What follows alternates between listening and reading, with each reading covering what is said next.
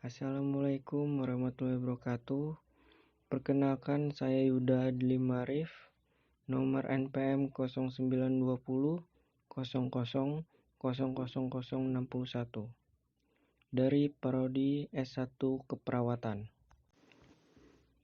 Definisi sistem kardiovaskuler merupakan organ sirkulasi darah yang terdiri dari jantung, komponen darah, dan pembuluh darah yang berfungsi memberikan dan mengalirkan suplai oksigen dan nutrisi ke seluruh jaringan tubuh yang diperlukan dalam proses metabolisme tubuh. Fungsi-fungsi yang terdapat pada jantung yang pertama adalah aorta.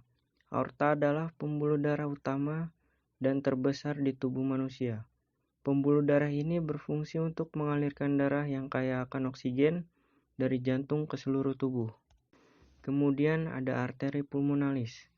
Arteri pulmonalis adalah pembuluh darah yang membawa darah dari ventrikel kanan, jantung ke paru-paru.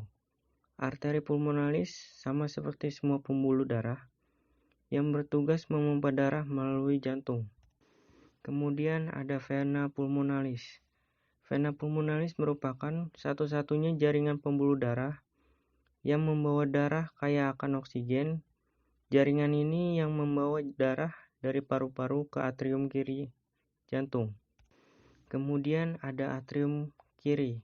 Atrium kiri berfungsi sebagai menerima darah yang kaya akan oksigen dari paru-paru. Kemudian ada katup aorta yang bertugas membuka jalan bagi darah yang kaya akan oksigen untuk melewati bilik kiri ke aorta. Kemudian ada katup mitral yang bertugas untuk mengalirkan darah yang kaya akan oksigen dari paru-paru mengalir dari serambi kiri ke bilik kiri. Selanjutnya ada ventrikel kiri. Ventrikel kiri merupakan pelabuhan terakhir bagi darah yang kaya akan oksigen sebelum meninggalkan jantung. Kemudian ada intraventricular septum, yaitu suatu rongga yang memisahkan antara satu rongga atau ruangan. Descending aorta, yaitu organ yang membawa darah bersih dan bertanggung jawab dengan organ tubuh bagian bawah. Kemudian ada vena cava inferior, yaitu pembuluh darah yang menerima darah dari badan dan kedua kaki. Darah yang dibawa oleh pembuluh darah jenis ini mengandung banyak CO2. Kemudian ada ventrikel kanan, yang berfungsi untuk memompa darah kotor dari jantung ke paru-paru. Selanjutnya ada katup bicuspidalis, yaitu mencegah aliran balik dari ventrikel kiri ke atrium kiri, yaitu mencegah aliran balik dari ventrikel kanan ke atrium kanan. Kemudian ada atrium kanan. Bagian juga yang dikenal dengan sebutan atrium ini merupakan bagian jantung atas yang terbagi menjadi bagian kiri dan kanan.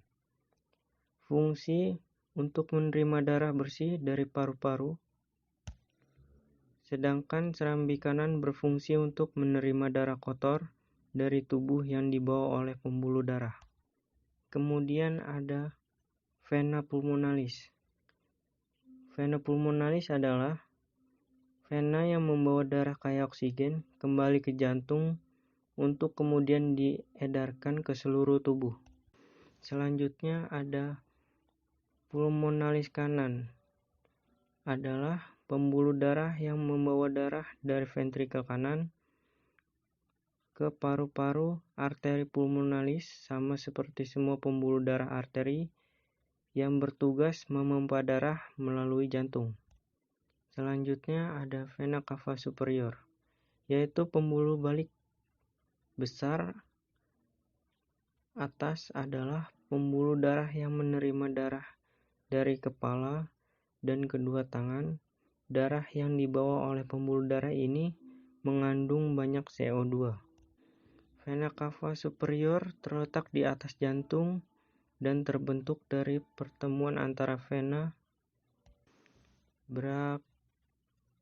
brachiosephalika kiri dan kanan.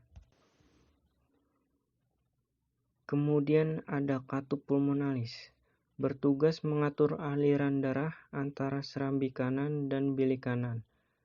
Katup pulmonalis bertugas mengatur aliran darah dari bilik kanan ke arteri pulmonalis yang membawa darah ke paru-paru untuk mengambil oksigen. Kemudian ada pulmonary trunk, adalah pembuluh darah pertama dan besar di dalam arteri pulmonalis.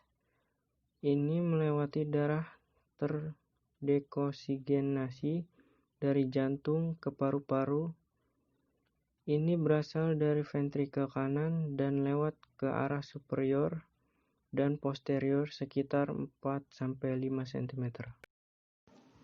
Di sini saya akan menjelaskan perjalanan peredaran darah besar. Yang pertama, bilik kiri mengandung darah yang kaya akan oksigen, memompa darah ke seluruh tubuh, melewati pembuluh aorta, kemudian melewati pembuluh arteri menuju tubuh bagian bawah dan tubuh bagian atas. Setelah peredaran darah sampai ke seluruh tubuh, terjadi pertukaran gas oksigen dan karbon dioksida pada pembuluh kapiler. Kemudian darah yang kaya karbon dioksida kembali ke jantung, melewati pembuluh vena dan sampai ke serambi kanan. Dan saya akan menjelaskan peredaran darah kecil. Yang pertama, bilik kanan mengandung darah yang kaya akan karbon dioksida, memompa darah menuju paru-paru, melewati pembuluh arteri pulmonalis. Kemudian di paru-paru terjadi pertukaran karbon dioksida dan oksigen, kemudian darah yang kaya oksigen akan kembali ke jantung, melewati pembuluh vena pulmonalis, dan masuk ke serambi kiri.